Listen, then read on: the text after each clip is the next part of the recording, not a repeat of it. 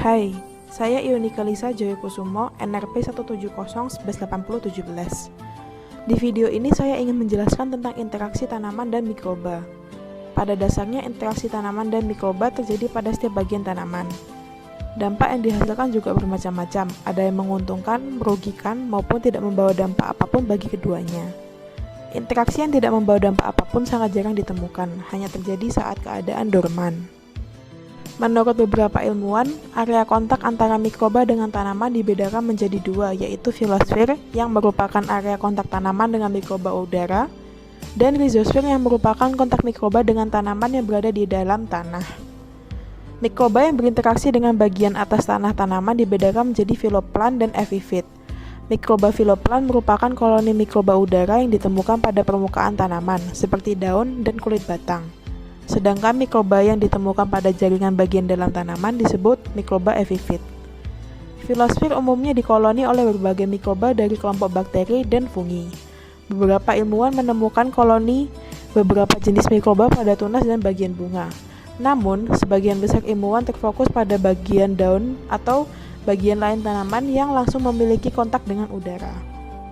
Bakteri merupakan kelompok yang paling banyak ditemukan. Sedangkan rizosfer merupakan suatu satuan ekologi yang sangat kecil tetapi memiliki lingkungan yang kompetitif.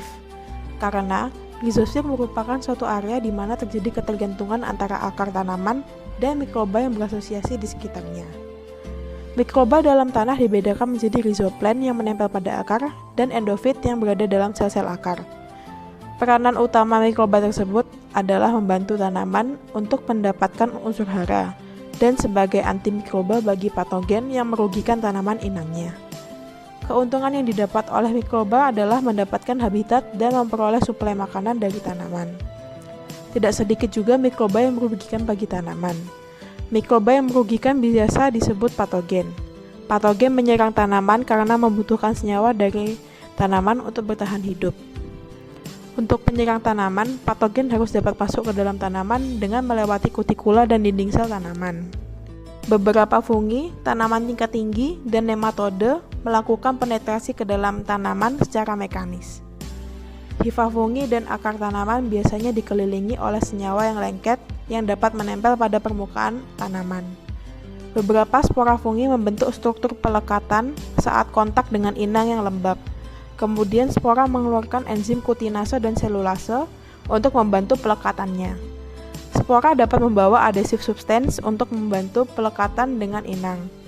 Setelah kontak, spora akan berkecambah menjadi hifa dan membentuk apresorium yang membantu penempelan patogen secara kuat pada inang. Dari apresorium muncul kapak penetrasi yang menembus dinding sel tanaman. Semakin keras dinding sel, semakin sulit untuk ditembus oleh kapak penetrasi. Penetrasi sering dibantu oleh enzim yang dihasilkan oleh patogen untuk melemahkan penghasilan fisik. Bantuan dari enzim merupakan bentuk dari reaksi biokimia. Selain enzim, senyawa kimia yang dihasilkan oleh patogen adalah toksin, zat pengatur tumbuh, dan polisakarida. Senyawa ini merupakan faktor patogenitas yang penting untuk menimbulkan penyakit yang berbeda antara patogen. Pada patogen penyebab busuk lunak, senyawa enzim lebih penting. Sedangkan untuk penyebab tumor, zat pengatur tumbuh lebih penting. Beberapa patogen juga dapat menghasilkan senyawa yang menghambat respon ketahanan inang. Sekian dari saya mengenai penjelasan interaksi tanaman dan mikroba. Mohon maaf jika terdapat salah kata atau kalimat yang kurang berkenan. Terima kasih.